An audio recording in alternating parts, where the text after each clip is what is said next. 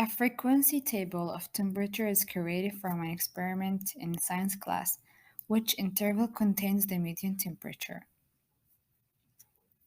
We have the interval and the frequency. According to the table, we can say that the temperature range of 0 to 9 is repeated 7 times, and 10 to 19 is repeated 5 times, and so on. Now the question needs which interval contains the median temperature. While finding the median temperature, we need to add the frequency first. So 7 plus 5 plus 6 plus 13. We will add them, we will get 31. So the temperature is counted 31 times to find which one is the median temperature as the table already given. So median is basically in the middle temperature. Now we know that we have to arrange the number in order from small to big. This table is already giving us this way. So let's say that this side is 15 temperature, and this side is 15 temperature. So the median temperature is 6. Let's go back to the table and see which is repeated 6 times, 20 to 29. So the answer is A. Solve for x. To solve for x, we have to cross multiply. So 2, 4 minus x, same sign, and 3x plus 3 over x plus 3 and 4 minus x equals 2x minus 2 and x squared minus x minus 12.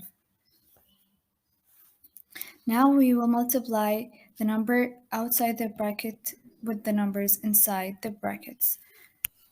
So 8 minus 2x minus 3x minus 9 over 4x minus x squared plus 12 minus 3x. On this number, it remains as it is. X squared minus x minus 12. And now let's add the like terms. Minus 2x minus 3x will give us negative 5x. And plus 8 minus 9 equals negative 1. So the previous number we have negative 5x minus 1 over negative x squared plus x plus 12 equals 2x minus 2 and x squared minus x minus 12. So let's rearrange it. 5x plus 1 and x squared minus x minus 12. 3x minus 2 and x squared minus x minus 12. 5x plus 1 over x squared minus x minus 12 equals 2x minus 2 x squared minus x minus 12.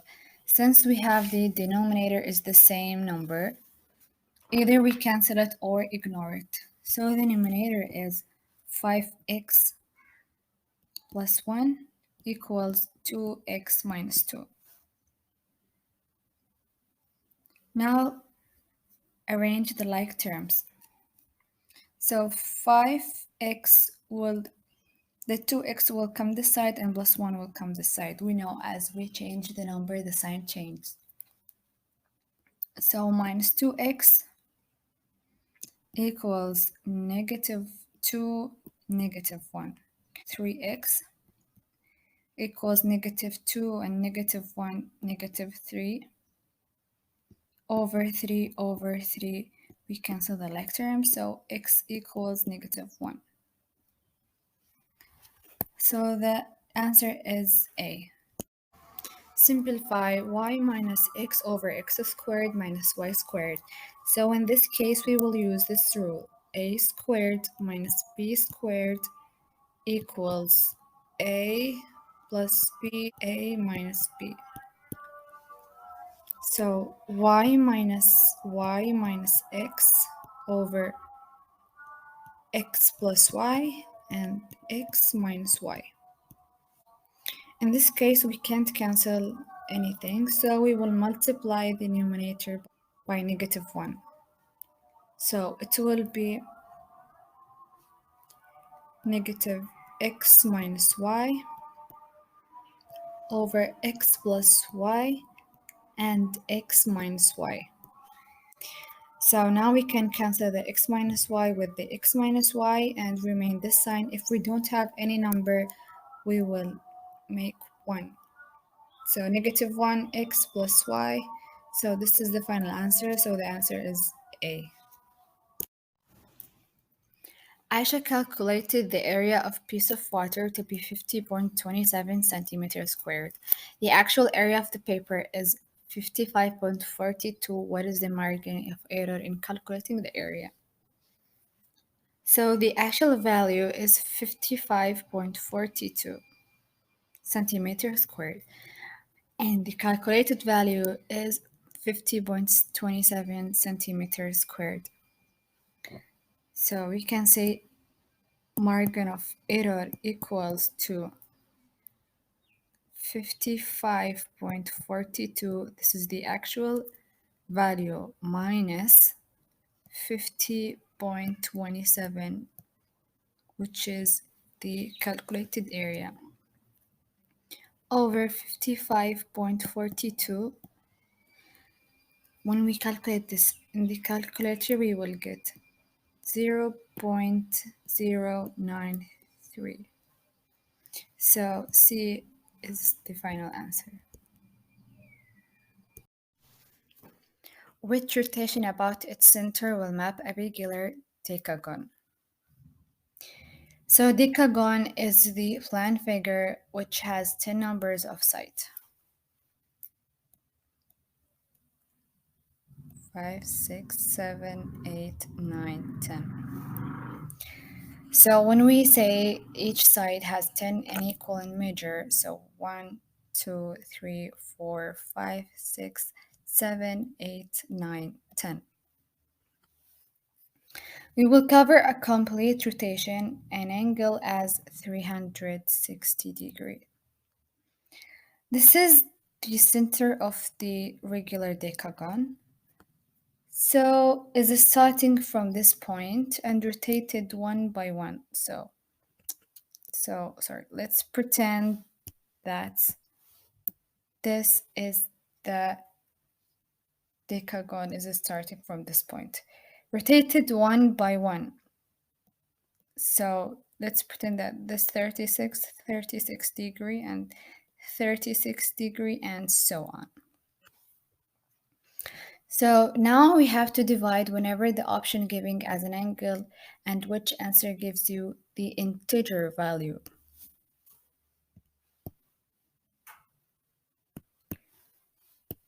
So we will divide the first option with 36. We will see what answer will give. 7. 7 is an integer number. That's correct. Let's see the other one. 198 over 36 will give us 5.5. It's not an integer number. And the option 3, 162 over 36 equals 4.5, and this is wrong. The last question, 54 over 36 equals 1.5, and it's not integer number. So the correct answer is A. Find the vertical asymptote. So you need to find the vertical asymptote or vertical asymptotes if there is more than one. First of all, what is a vertical asymptote? It's basically an invisible vertical line that your graph approaches and gets really, really close to, but never actually touches, never quite reaches. So how you find it? Well, if you have a rational function, the function form type, you can use the same 3 steps always to find the vertical asymptotes, which is factor, cancel, and sit.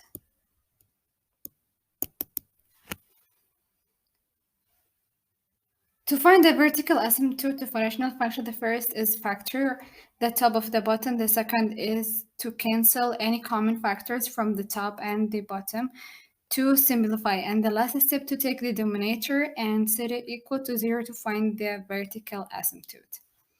So let's try. The first step is factor the denominator and the denominator. You can't factor the top, but the bottom you can.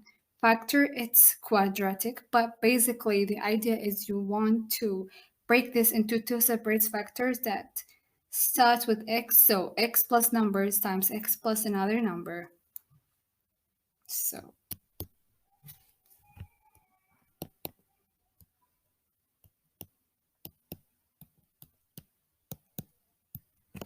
okay, there are two numbers here. Two numbers here that multiply to 6 and added to 5. Add those numbers would be 2 and 3. Since 2 times 3 is 6 and 2 plus 3 is 5. So here we have 2 and 3. And that's all that you can factor and for this rational function. So the first step you factorize. Second step, see if there is any similar terms or the top and bottom that you can just cancel out in this example. There are not any. The top has top different factors from the bottom completely, so you can't do that here. In the particular case, so we can move the last step, which is take the bottom, the whole denominator, and set it to equal to 0. And solve for the real zeros for the denominator, so take the whole bottom and set it equal to 0. So it will be x plus 2, x plus 3 is equals to 0. And to solve something like this, you may already know this, but you have to take each factor separately and set of these equal to 0 individual. So it will be x plus 2, x plus 3 equals 0.